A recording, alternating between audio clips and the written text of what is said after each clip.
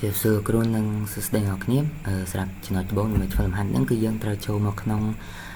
WA ហើយ www របស់យើងអញ្ចឹងពេលអ្នកគ្នាចូលមកនៅក្នុងអាច ES ទៅយើងឃើញមានតែ team ទេអញ្ចឹងនៅកន្លែងហ្នឹងគឺឲ្យយើងត្រូវធ្វើហ្នឹងគឺយើងត្រូវបង្កើត directory មួយ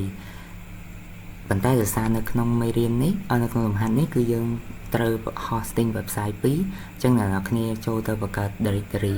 ហើយដាក់ឈ្មោះ domain ដែលអ្នកទាំងអស់គ្នាមានហ្នឹងទៅសម្រាប់របស់ខ្ញុំដោយសារ domain ខ្ញុំដាក់ជាឈ្មោះខ្លួនឯងអញ្ចឹងខ្ញុំមាន domain panon.xyz នឹងមួយហើយនឹងមួយទៀតហ្នឹងគឺខ្ញុំមាន domain ដែលខ្ញុំអាចដាក់ឈ្មោះpanon ដូចគ្នាប៉ុន្តែកតុយហ្នឹងខ្ញុំដាក់ .site អញ្ចឹងពេលអ្នកនរគ្នាបង្កើតនៅ directory ហ្នឹងហើយអ្នកនរគ្នាត្រូវមកឆាង mode ហ្នឹងគឺយើងឆាង permission ទៅលើ directory ហ្នឹងអញ្ចឹងយើងទៅឆាង mode 707ទៅលើ domain directory ដែលយើងបានបង្កើតមិញទាំងពីរអូខេតបមកមួយទៀតខ្ញុំឆាងទៅលើ panon.site បន្ទាប់ពីយើងឆាងហ្នឹងហើយអ្នកនរគ្នាចូលមកក្នុង Fazilla ហើយ connect ទៅកាន់ AWS របស់អ្នកនរគ្នាហើយអ្នកនរគ្នាអាចចូលមករកមើលនៅលើ Fazilla ហ្នឹងមាន WA ហើយមាន www អ្នកគ្នាមកឆែកមើលបានឃើញពិត directory យើងមកគេ add មិញហ្នឹងគឺនៅនឹងបន្ទាប់ទៀតនៅពេលដែលយើង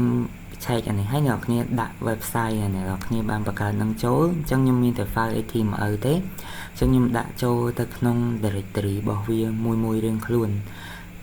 អញ្ចឹងមកខ្ញុំដាក់រួចមួយហើយឥឡូវខ្ញុំដាក់មួយទៀតទៅលើ panon.xyz អូខេបន្ទាប់មកអ្នកគ្នាចាំបន្តិចទៅវានឹង upgrade transfer ចូលអូខេតមកទៀតយើងទៅ config ទៅលើ file configuration របស់ NGX អញ្ចឹងអ្នកគ្នាចូលមកក្នុង folder ដូចខ្ញុំចូលហ្នឹងទៅមាន ECT NGX available តមកទៀតយើងវាយ command sudo nano ហើយយើងដាក់ឈ្មោះ domain របស់យើងអូខេបន្ទាប់មកពេលដែលយើងបានចូលនៅក្នុង domain ហ្នឹងហើយអ្នកទាំងអស់គ្នាត្រូវមានកន្លែងនេះយើងទៅ config វាប៉ុន្តែខ្ញុំមាននេះមកស្រាប់អញ្ចឹងខ្ញុំ copy ហើយខ្ញុំ paste ចូលទៅខាងក្នុងហ្នឹង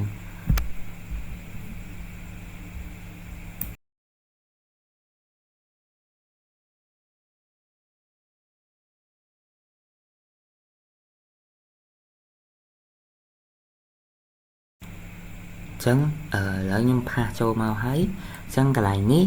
គឺយើងត្រូវទៅ config កន្លែងដែលមាន site1.com ហ្នឹងទៅដាក់ជាឈ្មោះ domain របស់យើងអញ្ចឹង domain របស់ខ្ញុំឈ្មោះ panon.xyz អញ្ចឹងខ្ញុំទៅសេម្ដងមួយរហូតដល់រួចទាំង3ចំណុចដែលមានកន្លែងយើងត្រូវបំពេញហ្នឹង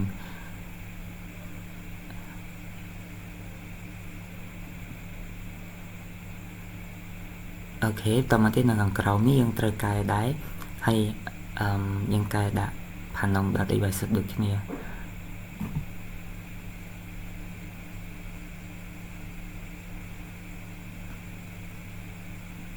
មួយទៀតបើសិនជាកន្លែង file index.html របស់អ្នកនរគ្នាយើងដាក់ឈ្មោះផ្សេងអញ្ចឹងអាហ្នឹងយើងត្រូវកែទៅតាមនឹងដូចគ្នាអញ្ចឹងបន្ទាប់ពីហើយអ្នកនរគ្នា save វាមកហើយចេញមកក្រៅវិញហើយយើងត្រូវធ្វើមួយទៀត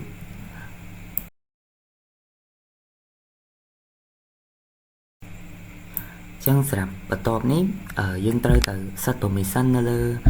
លើ file ដែលយើងបានបង្កើតមិញហ្នឹងអញ្ចឹងខ្ញុំមាន comment ស្រាប់អ្នកនរគ្នាទៅ set permission នៅលើ site ដែលយើងបង្កើតនៅក្នុង www ហ្នឹងអញ្ចឹងកន្លែងនេះយើងដូរមកដាក់domain របស់ខ្លួនឯងមកបន្ទាប់ពីយើងទៅ set permission ហើយអ្នកនរគ្នាត្រូវមក enable site ហ្នឹងគឺខ្ញុំមាន comment ស្រាប់ពីលោកគ្រូដូចគ្នាចឹង paste ចូលកន្លែងនេះហើយតកែឈ្មោះកន្លែងហ្នឹងដាក់ panon.xyz នេះ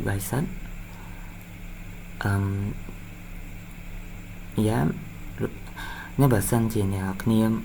មានឈ្មោះ domain ដែលងាយស្រួលយ៉ាងណាអ្នកគ្នាអាចដាក់ឲ្យងាយជាងនឹងជាងរបស់ខ្ញុំដោយសារខ្ញុំដាក់ទៅចង់ងាយស្រួលចំណាំខ្លួនឯងដាក់ឈ្មោះខ្លួនឯងហ្មងអញ្ចឹងកន្លែងនេះយើងកែទៅដាក់ panon.xyz អូខេ បន្តមកទៀតអ្នកគ្នាមកក្រុមមកយើងត្រូវទៅតេស្តទៅលើ NGX configuration នឹងថាអីដែលយើងបាន set នៅក្នុង nano ផានង device ហ្នឹងអូខេអត់អញ្ចឹងនឹងវាចេញមកអូខេហើយកន្លែងហ្នឹងក៏ដាក់ថា success ដែរហើយ step បន្ទាប់គឺយើងត្រូវទៅ restart NGX ហ្នឹងអញ្ចឹង sudo system ctl restart NGX អូខេអញ្ចឹងឥឡូវខ្ញុំហើយមក website ហើយមក domain ហើយអ្នកគ្នា s ទៅអាចមើលឃើញនៅហ្នឹងឬក៏បើសិនអ្នកគ្នាចង់ដឹងអ្នកគ្នាអាចមក check ក្នុង Fazilla នេះដើម្បីដឹងថាអាកន្លែងយើងធ្វើមិញហ្នឹងវាមានវា place នៅកន្លែងណាតែពេលចូលមកយើងអត់ទាន់មានអីនៅខាងក្នុងហ្នឹងឯងវាគ្រាន់តែជា configuration នៅក្នុង system ប៉ុណ្ណឹងទេអូខេចំណុចបន្ទាប់ទៀតគឺយើងទៅធ្វើមក website ទៀតអញ្ចឹងខ្ញុំ sudo nano phanong.site ដែលសារខ្ញុំមាន domain មួយទៀតខ្ញុំដាក់ឈ្មោះអញ្ចឹងហើយអ្នកគ្នាមក copy ហើយទៅ config ដោយអាចារ្យអញ្ចឹង config កែវាម្ដងមួយអញ្ចឹងកន្លែងនេះខ្ញុំត្រូវទៅកែដាក់កន្លែងsite.com នេះទៅជា phanong.site វិញតមកទៀតកែនៅខាងលើហ្នឹង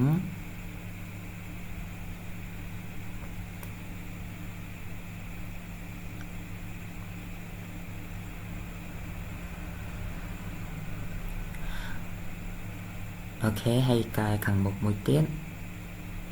phanong.site អញ្ចឹងលុបខាងក្រោយចេញ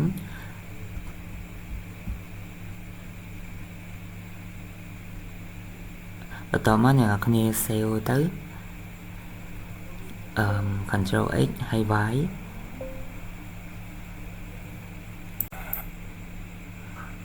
ឥឡូវខ្ញុំ save រួចហើយអញ្ចឹងអ្នកគ្នាបកមកខាងមុខហើយយើងធ្វើដូចខាងលើដែរដំបូងយើងទៅ set permission អញ្ចឹងដោយសារខ្ញុំមានស្រាប់អញ្ចឹងខ្ញុំ arrow key ទៅលើវិញហើយដូរថាឈ្មោះ domain ហ្នឹងទេហើយតមកទៀតទៅមួយទៀតគឺទៅ enable វាអញ្ចឹងដូរថាកន្ទុយនឹងដូចគ្នាហើយមក step ទៀតយើងទៅឆែកមើលថាវាបាន success អត់ sudo ngx.t អូខេ success ដូចគ្នាហើយចុងក្រោយ import ហ្នឹងគឺយើងទៅ sudo system ctl ដើម្បីទៅ restart ngx ហ្នឹងបន្ទាប់មកយើងដល់ step 8កន្លែងនេះជាកន្លែងសំខាន់ដើម្បីទៅ config ទៅលើ DNA អញ្ចឹងខ្ញុំមាន domain ដែលខ្ញុំទិញពី Namecheap domain ហ្នឹងចំនួន2ដែលដូចអ្នកនរគ្នាឃើញអញ្ចឹងខ្ញុំមានឈ្មោះមិញដែលខ្ញុំបាន set ហ្នឹងអញ្ចឹងខ្ញុំមាន phanong.site មួយហើយនឹងនៅខាងក្រោមហ្នឹងខ្ញុំមាន phanong.xyz មួយទៀតអញ្ចឹងដើម្បីចូលទៅអ្នកនរគ្នាចុចទៅកន្លែង manage នេះអញ្ចឹងនៅកន្លែង manage ហ្នឹងអ្នកគ្នាមកខាងក្រោមមកអ្នកគ្នាទៅ download កន្លែង DNS ហ្នឹងហើយទៅ custom DNS ហើយកន្លែងហ្នឹងគឺជាកន្លែងដែលយើងត្រូវបំពេញអញ្ចឹងដើម្បីបំពេញអាហ្នឹងបានអ្នកគ្នាចូលមក AWS ហើយទៅ search route 53អញ្ចឹងនៅក្នុង route 53ហ្នឹងយើងត្រូវទៅបង្កើតទៅលើ record ដែលទៅលើ domain មួយហ្នឹងអញ្ចឹងអ្នកគ្នាមក route 53ហ្នឹងអ្នកគ្នាទៅអាកន្លែង tray 3ហ្នឹងយក hosting zone ហើយនៅក្នុង hosting zone ហ្នឹង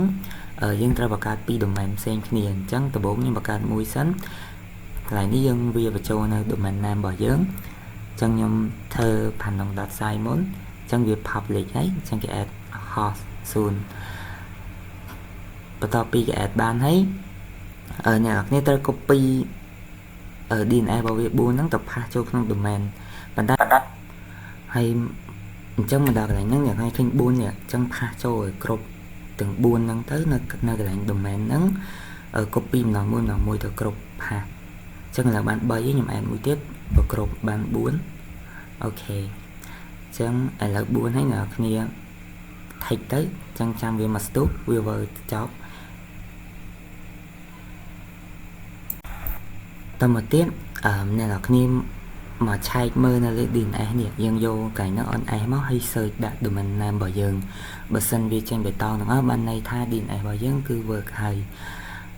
តបមកអ្នកគ្នាចូលទៅ AWS វិញទៅគេ add record time 2 ទៀតចឹង record ទី1កន្លែងហ្នឹងយើងមិនដាក់អីទេហើយកន្លែង record type នេះយើងយក A record ហ្នឹងទៅ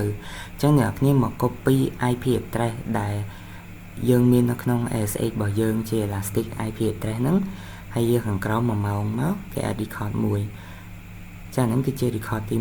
1តមកទៀតអ្នកគ្នាត្រូវគេ add record មួយទៀតដើម្បី link វាទៅកាន់ www ហ្នឹងអញ្ចឹងរើស record type ជា cname ហើយកន្លែង record name ដាក់ w វាមុខហើយ value គឺឈ្មោះ domain របស់យើងហើយខាងក្រោមនេះដាក់1ម៉ោងដូចគ្នាអញ្ចឹង save ទៅគឺប៉ុណ្ណឹងអូខេហើយឥឡូវយើងរួចមក domain ហើយអ្នកគ្នាត្រូវមកធ្វើ domain មួយទៀតអញ្ចឹងខ្ញុំនៅសល់ domain មួយទៀតគឺ panon.xyz ហ្នឹង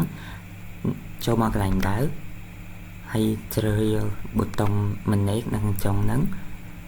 ចុងខាងក្នុងអ្នកគ្នាត្រូវមើលកន្លែងdomain ហ្នឹងយក custom DNS នេះហើយកន្លែងហ្នឹងគឺត្រូវបំពេញព័ត៌មាន4ដែលយើងមាននៅក្នុង AWS របស់យើងដូចគ្នាអ្នកគ្នាចូលខាងក្នុងកន្លែង record ហ្នឹងមកបង្កើតដូចមិញទៅអ្នកគ្នាបានអាកន្លែង NS name នេះអញ្ចឹង copy ម្ដងមួយយកមកផាសទាំង4អញ្ចឹងឥឡូវខ្ញុំបានមួយហើយខ្ញុំមក copy មួយទៀតអូខេមួយតមក copy ទី2ហើយទី3ហើយចុងក្រោយយើង add មួយទៀតទៅទី4អូខេហើយនឹងឲ្យ take ទៅបន្ទាប់ពីយើងចាំវាមក play អញ្ចឹងទៅអ្នកគ្នាចូលមកឆែកមើលកន្លែង domain checker នឹងដូចគ្នាតែយើងដូរឈ្មោះ domain ពេលចូលមកបើឃើញសញ្ញា take អញ្ចឹងគឺ DNS យើងអូខេបន្ទាប់ពីយើងឆែក DNS ហ្នឹងហើយយើងត្រូវទៅបង្កើត record 2ដែលយើងបង្កើតនៅក្នុង domain មុនដូចគ្នា record ទី1 record A record ហ្នឹងមួយទៀតគឺ record cname អញ្ចឹងពីដំបូងអ្នកនរគ្នាទៅ copy IP address របស់យើងដែរហ្នឹងទៅហើយកន្លែងនេះរើ1ម៉ោងអូខេគេ add record បានហើយមួយទៀតទៅបង្កើត cname ទៅដែរទេកន្លែង domain name អត់បាច់ដាក់អីទេខាងក្រោមរើយក cname value ជាសារខាងមុខយើងដាក់ www value យើងដាក់panon.xyz តមកទៀតឥឡូវយើងចប់ហើយអញ្ចឹងអ្នកគ្នាមកតេស្តមើលថា system website របស់អ្នកនេះដើរអត់អញ្ចឹងនេះទី1របស់ខ្ញុំគឺជា blog website panon.site ហ្នឹងឥឡូវជោគជ័យហើយទី2គឺxyz ហ្នឹងជា website e-commerce ក៏ជោគជ័យដូចគ្នាអញ្ចឹងអរគុណសម្រាប់ការទស្សនា